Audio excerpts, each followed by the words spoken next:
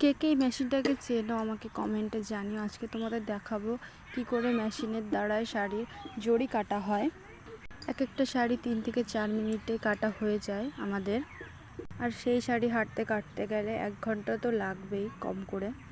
দেখতেই পাচ্ছ এখানে শাড়ি কাটা হচ্ছে। একটা মেশিনে 2 জন লাগে একটা শাড়ি কাটতে গেলে। এই যে এই নকশাগুলোর মধ্যে যেই জড়িগুলো আছে সেগুলোই কাটা হয় মেশিনের দ্বারায়।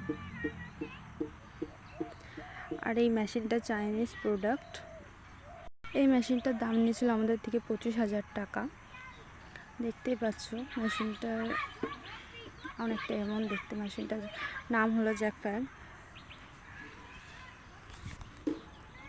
এই মেশিনটায় দিনে 80 থেকে 90 পিস শাড়ি কাটা যাবে একদিনে। এই যে মেশিনের জড়িগুলো এই বাক্সটার মধ্যে জমা হবে সব, তারপরে বের করে নেওয়া যাবে।